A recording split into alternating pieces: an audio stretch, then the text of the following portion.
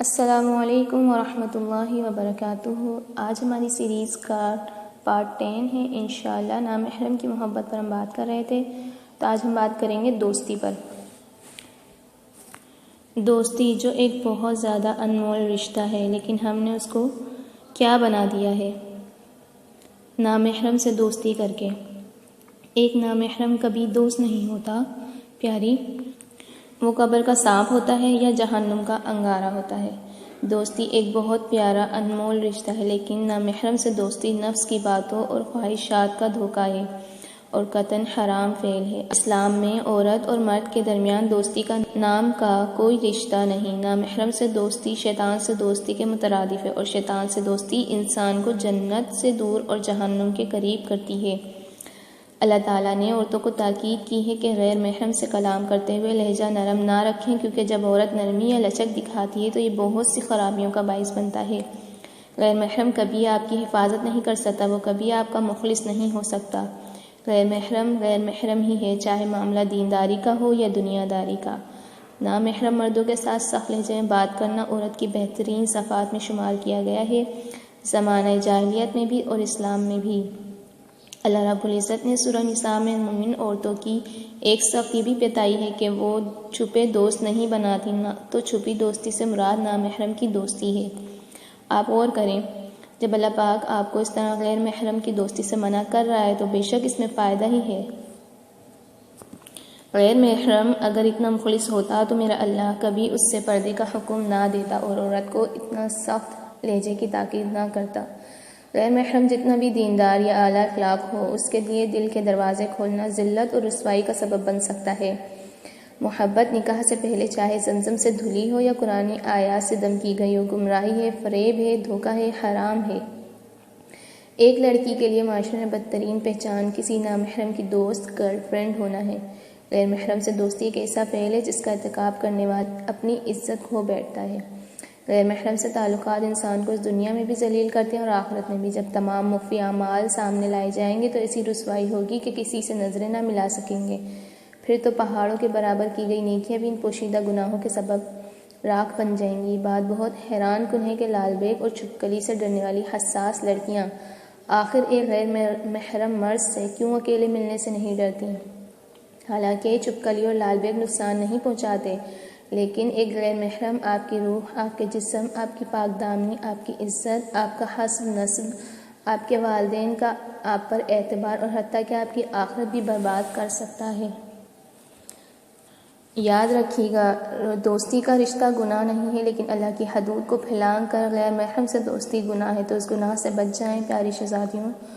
نوجوان لڑکی کل کی ماں ہے، اسے چاہیے کہ خود کو علم کے سمندر سے بحرآور کرے، بارش کے قطروں کی طرح بہتے فتنوں کے متعلق جانے، تاکہ خود کے ساتھ ساتھ اپنی نسل کو بھی فتنوں سے بچا سکے۔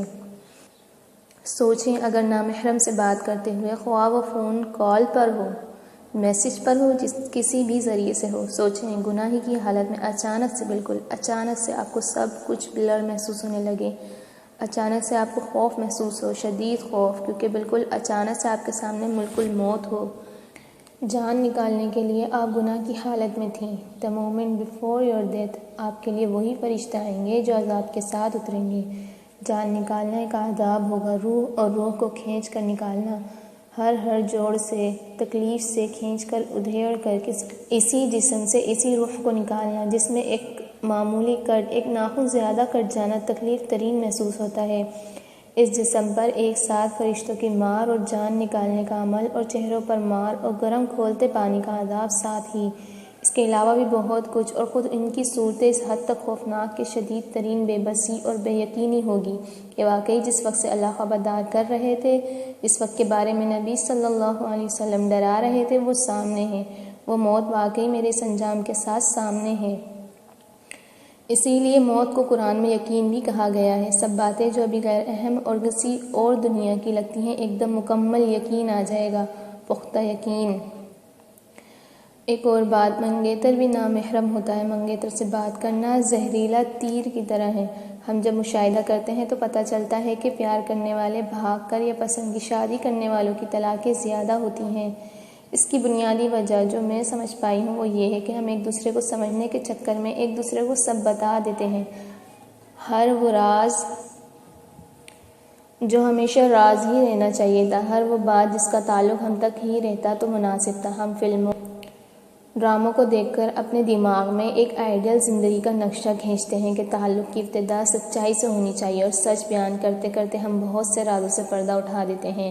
ہم سمجھتے ہیں کہ شادی کے بعد ہم میاں بیوی کے علاوہ ہمارے ساتھ کسی نے نہیں رہنا، جبکہ حقیقی زندگی میں اکثر مشترکہ خاندانی نظام سامنے آتا ہے۔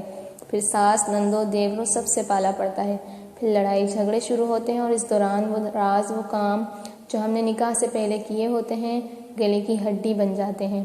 پھر بات بات پر میاں بیوی ان رازوں کو، جو کہ سچائی کی بنیاد پر رشتہ مضبوط کرنے کے لیے بتائے گئے تھے، تانوں کی شکل اختیار کر لیتے ہیں، اور کبھی کبھار ہمارے بتائے گئے راز ہمیں نکاح تک بھی نہیں پہنچنے دیتے اور علیحدگی ہو جاتی ہے۔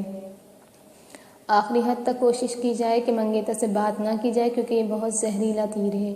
ہم سمجھتے ہیں کہ بس منگنی ہو گئی، اب ہمیں کوئی جدا کر ہی نہیں سکتا۔ ہم گمان کر لیتے ہیں کہ ہمارا رشتہ میاں بیوی والا ہے، کہ حقیقت میں ابھی تک ہم نامحرم ہی ہوتے ہیں، ہمارا رشتہ جڑا ہی نہیں ہوتا، منگیتر نامحرم ہے۔ اس سے بات کرنا، خواہ میسج پہ، کال پر یا براہ راست ملنا، ٹھیک اسی طرح حرام ہے، منع ہے، جیسے کسی بھی انجان شخص سے بلا وجہ فری ہونا، باتیں کرنا، ملنا وغیرہ۔ اس لیے یہ وہم نکال دیں کہ اب تو ہماری شادی ہونی ہے، لہٰذا کیا فرق پڑتا ہے؟ فرق پڑتا ہے، اور بہت بڑا فرق پڑتا ہے۔ ایسے لوگوں کے بعد کی زندگی میں کسی نہ کسی طرح کی ایسی محرومی اور بے برکتی آ جاتی ہے جس سے وہ چاہ کر بھی چھٹکارا نہیں پا سکتے، کیونکہ اللہ کی حدود کو توڑنا مذاق نہیں ہے۔ کیا پاکیزہ زندگی گزارنے والے، ان چیزوں سے بچ بچ کر چلنے والے اور حلال سے پہلے ہی حرام میں ملوث ہونے والے برابر ہو جائیں گے؟ نہیں نا۔ کیا ان کے بعد کی زندگیاں برابر پرسکون رہیں گی؟ کیا آپ کو لگتا ہے اللہ پاک اپنے بندے کے ساتھ ایسی ناانصافی ہونے دیں گے؟ اور دوسری بات، آپ کو نہیں معلوم آپ منگیتر سے بات کرتے وقت ہی مر جائیں، خواہ آپ لڑکی ہو یا لڑکا۔ یقین جانیں، آپ کی اللہ کی نافرمانی کی حالت میں موت آ گئی تو آپ کو لینے عذاب والے فرشتے آئیں گے، اور آپ کو نہیں معلوم کہ آپ کی منگنی نکاح تک پہنچے گی بھی یا نہیں۔ مستقبل اللہ کو معلوم ہے، اس لیے ان حرام رشتوں کو حلال نہ سمجھا کریں، اور منگیتر کو شوہر کا مقام نہ دینے لگ جایا کریں۔ پاک رہیں، آپ کی نسلیں بھی پاکیزہ ہوں گی انشاءاللہ۔ اللہ تعالیٰ کو وہ لوگ بہت پسند ہیں جو گناہ ہو جانے پر توبہ کرتے ہیں، اپنی غلطی کا اعتراف کر لیتے ہیں، اس کے آگے جھک جاتے ہیں۔ وہ لوگ میں اور آپ ہی ہیں جن سے غلطیاں ہوتی ہیں، گناہ ہوتے ہیں، بس جب غلطی کا احساس ہو فوراً توبہ کر لیں، اور بار بار خود کو یاد دلائیں ایسا اب نہیں کرنا ہے۔ اللہ تعالیٰ سے دعا ہے کہ ہمیں اور ہماری آنے والی نسلوں کو اس نامحرم جیسے فتنے سے محفوظ فرمائے، آمین۔ جزاکم اللہ خیراً کثیرا، واحسن الجزاء فی الدنیا والآخرہ۔ السلام علیکم ورحمۃ اللہ وبرکاتہ۔